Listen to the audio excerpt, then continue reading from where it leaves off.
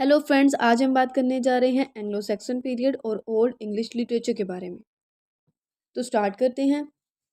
Anglo Saxon period जो है ये इंग्लिश लिटरेचर का स्टार्ट माना जाता है। इंग्लिश लिटरेचर जो था वो बेसिकली इसी पीरियड से स्टार्ट हुआ था और इस पीरियड को ओल्ड इंग्लिश लिटरेचर भी कहा जाता है क्योंकि ये सबसे पुराना लिटरेचर है, इसलिए इसको ये नाम दिया गया है।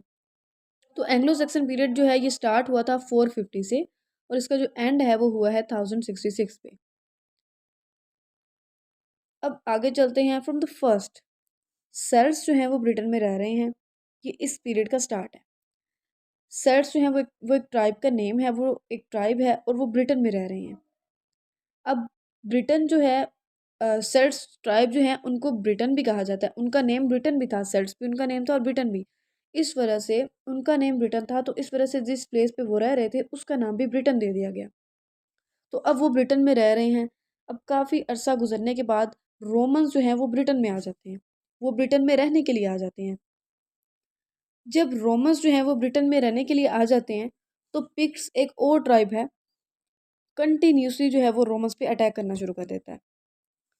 जो पिक्स हैं ये फॉरेस्ट पीपल हैं, जंगली लोग हैं और स्कॉटिश ट्राइब से बिलोंग करते हैं। अब इन्होंने रोमन्स पे जो है वो अटैक करना शुरू कर दिया। रोमन्स जो हैं वो इनसे उन्होंने तंग आकर जो है वो उन्होंने एक वॉल बनाई, जिस वॉल का नाम है हेड्रियंस वॉल। उन्होंने ये वॉल बनाई ताकि वो जो है वो खुद को पिक्स से सेव कर सके। जो रोमन्स थे उनके हेड का नेम जो था वो होनोरियस था, ये उनके हेड का नेम था। उन्होंने सेल्ट्स के ट्राइब से कहा कि आप लोग खुद को डिफेंड कर सकते हो, आप लोग खुद को डिफेंड करो। क्योंकि जो रोमन्स जो थे ना उन वो रोम से आए थे, तो उनके रोम पे जो है वो जो किसी ने अटैक करना शुरू कर दिया था। उन पे अटैक्स हो रहे थे रोम पे, तो इसलिए रोमन्स जो थे उन्होंने कहा कि हमें अब वापस जाना पड़ेगा। उन्होंने तो फिर उन्होंने सेल्ट्स ये कह दिया कि अब आप लोग खुद को खुद ही डिफेंड करो, हम लोग जो हैं वो ब्रिटेन छोड़ के जा रहे हैं। तो रोमन्स जो हैं वो ब्रिटेन छोड़ के चले गए रोम वापस। जब रोमन्स चले गए तो पिक्ट्स जो हैं उन्होंने दोबारा हमले करने शुरू कर दिए सेल्ट्स पे, सेल्ट्स के ट्राइब पे।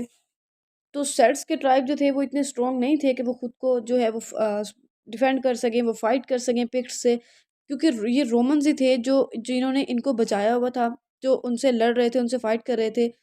लेकिन फिर जब रोमन्स चले गए तो सेल्ट्स को बहुत ज़्यादा जो है वो मतलब उनको जो परेशान हो गए वो लोग कि अब हम क्या करें, क्योंकि वो लोग उनसे फाइट नहीं कर सकते थे, वो इतने स्ट्रॉन्ग नहीं थे। तो उन्होंने क्या किया, उन्होंने 3 ट्राइब्स को जो है वो अपनी हेल्प के लिए बुलाया। अब वो 3 ट्राइब्स कौन से थे? Angles, Saxons and Jutes. ये 3 ट्राइब्स थे। इन तीनों ट्राइब्स को जो है वो सेल्ट्स ने अपनी हेल्प के लिए बुलाया।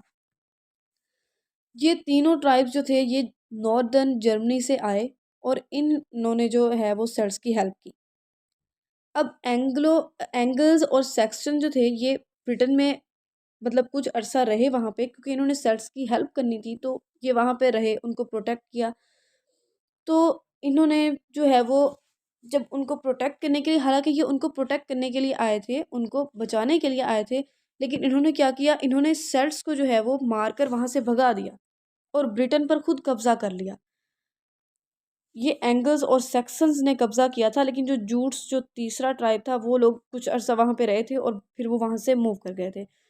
लेकिन जो एंगल्स और सेक्सन्स थे उन्होंने वहीं पे कब्जा कर लिया ब्रिटेन्स पे और फिर वो वहीं पे रहने लग गए। जो एंगल्स और सेक्सन्स थे इन दोनों ट्राइब की जो लैंग्वेज थी वो ओल्ड इंग्लिश लिटरेचर थी। अब एक क्रिश्चियन था उस पीरियड में, बीड उसका नेम था। 8th सेंचुरी में वो क्रिश्चियन मैन जो था वो आया था। उसकी एक बुक, एक listicle history of English people, उसकी एक बुक है ये जिसका नेम मैंने जो आपको बताया है। उसने इस बुक में एंगल्स और सेक्शंस के बारे में बहुत ज़्यादा मेंशन किया है। अब जो एंगल्स और सेक्शंस थे ये पहले इन्होंने इंग्लिश लिटरेचर जो है इन्होंने यूज़ करना शुरू कर दिया। पहले जो था इन्होंने ओरली यूज़ किया, मतलब ज़ुबानी ये याद करते थे इंग्लिश लिटरेचर को। लेकिन कुछ अरसे के बाद उन्होंने जो है वो इंग्लिश लिटरेचर जो था वो राइट करना शुरू कर दिया। अब ये जो सारे जितने भी वर्क्स जो हैं वो उस एज में लिखे गए, वो कहीं पे बुक्स में लिखे गए और कोई किसी राइटिंग में लिखा गया, तो वो सारे वर्क जो थे वो लॉस्ट हो गए थे। बट जो ओनली वर्क जो था, जो सबसे फेमस वर्क था इस एज का, वो था Beowulf. Beowulf is the longest poem of Anglo section poetry. ये लॉन्गेस्ट पोइम थी एंग्लो सेक्सन पोइट्री की, जो कि इस इरा में राइट की गई थी। और इसका जो राइटर था वो अननोन है, इसके राइटर के बारे में कोई पता नहीं है कि इसका राइटर कौन था। और भी एक फेमस वर्क था इस पीरियड का, जो कि है डियोर। इस पीरियड का एक और फेमस वर्क है। और इस पीरियड के जो फेमस राइटर्स हैं उनमें आता है केडेमोन एंड साइन वुल्फ। ये इस एज के जो हैं वो राइटर्स हैं। बीड, जो पहले मैंने आपको बताया, वो भी राइटर था इस एज का। ये थे इस एज के फेमस राइटर्स। और इससे पहले मैंने आपको इस एज के फेमस वर्क बेowulf के बारे में भी बता दिया है। और ये एज कहाँ से स्टार्ट हुई और कैसे आगे डेवलप हुई उसके बारे में भी डिस्कस किया है। एंड मैं उम्मीद करती हूँ कि आपको इस लेक्चर की अच्छे से समझ आ गई होगी। एंड मैं पूरी कोशिश करती हूँ हमेशा कि मैं ईजी से ईजी वर्डिंग में जो है वो समझा सकूँ, ताकि आपको अच्छे से अच्छे जो है वो समझ आए। That's all. Thank you.